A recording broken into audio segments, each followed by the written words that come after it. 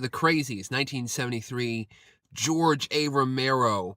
The Crazies, I've watched it a few times over the years, not too many times, and I'm always like, I'm starting to watch it, and I'm like, I don't really want to watch this. It's The Crazies. I want to watch another George A. Romero. I want to watch Night of the Living Dead. I want to watch Dawn of the Dead. I want to watch Creep Show. I want to watch The Dark Half. I want to watch everything except The Crazies. So I'm like, why do I want to watch The Crazies?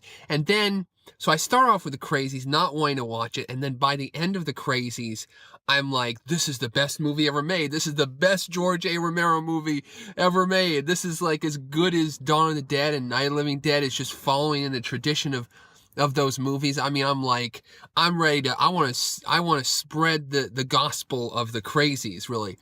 And then I've looked online, looked on YouTube, and I've listened to a couple of podcasts, listened to a few minutes of them.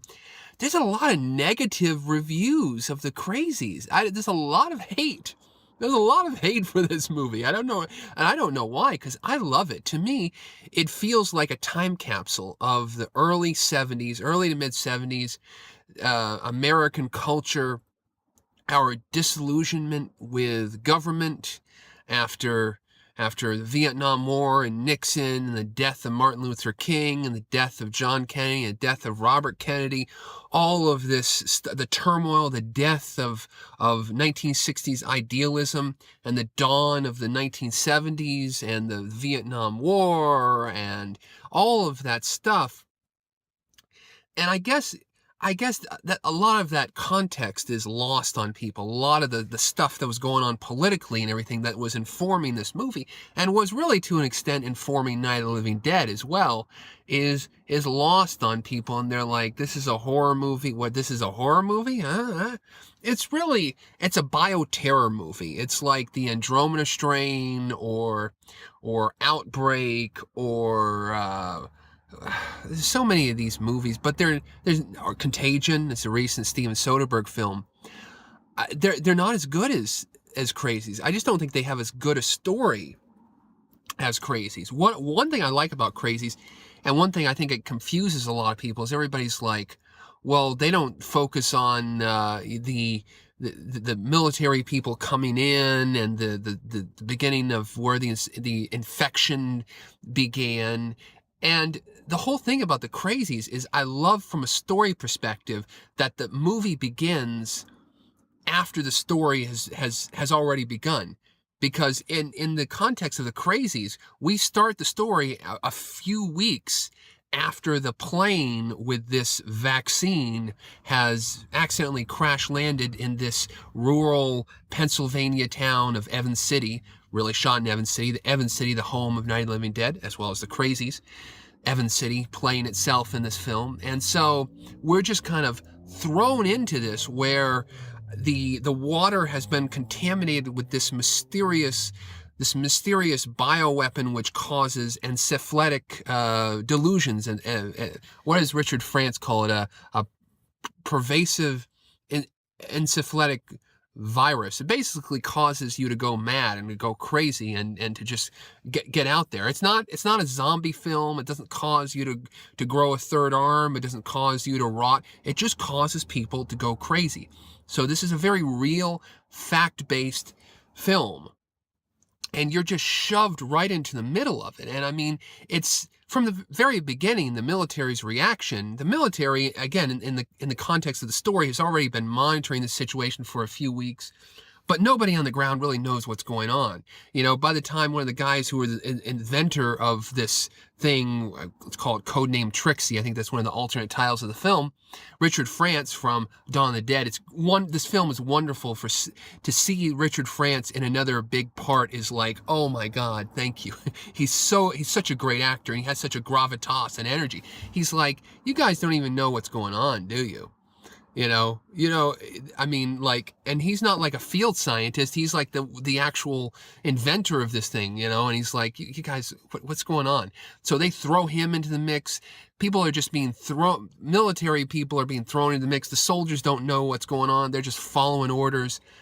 And again, this is kind of what was going on with Vietnam and the disorganization in the field, with people not having the correct supplies, not having everything they needed, and just the kind of the paranoia of the thing.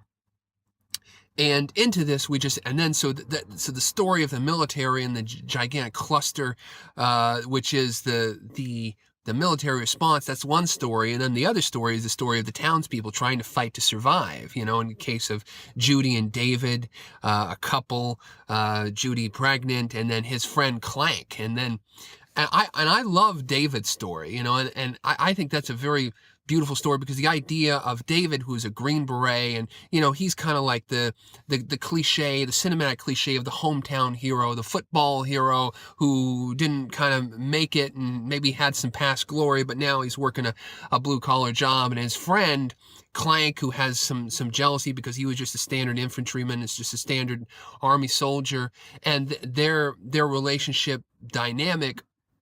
And also David's dynamic, you see him as being kind of decidedly nonviolent, or maybe the stuff that they saw in Vietnam. Again, there's one point where Clank is like one of the people they hitch up with when they're trying to run from the military. They're like, well, maybe we should just go back to the military. They're trying to help us. And they're like, no, man, we don't trust the military. Military ain't your friend.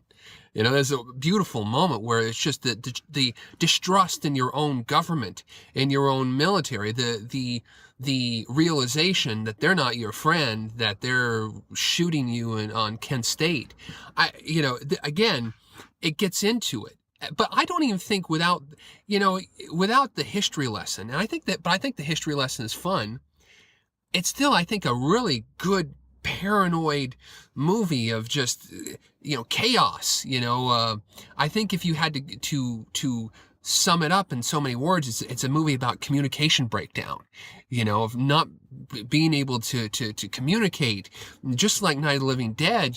Ben not being able to communicate with Harry Cooper, and the fact that if these people could have communicated and not just say, oh, I'm going to be up in the basement, oh, I'm going to be upstairs. And if they could have collaborated, they could have survived, but they didn't.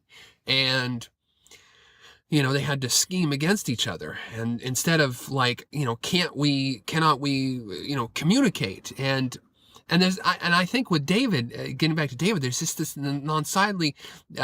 decidedly non-violent element. There's that moment where he's in the house with Judy, and he's like, man, I used to be a Green Beret, and he's looking over, and then he looks over at the gun, and he's realized, I'm back into this crap, I'm back in this, and that is his kind of conflict of to kill his own soldiers, to kill his own countrymen, and and to see his character arc in the story. I think it's a great movie. There is a kind of a chaotic element to the film that I think it upsets people. It's a little bit, the cutting, I think, is very kind of European, very kind of feels to me in elements inspired by something like Performance, the cross-cutting between all the stuff, and George Romero likes to shoot a million shots and cross-cutting, but it's still, to me, is a really, and I love the ending. I love the ending, which is not exactly, it's not a happy ending, but it's a kind of a hopeful ending that maybe at some point we'll figure it out. We're going to figure it out. The communication's broken down, but at some point we're going to figure it out. All of the lead actors, I think, are incredible. As I said, the actors playing, David and Clank and Richard France. Oh my God, playing this kind of wacky scientist who again has kind of the answer, but he can't communicate it, and he just gets drowned out, literally drowned out by the Crazies. And shooting on location, it's one of those, I think it's one of the most realistic looking and feeling bioterror films.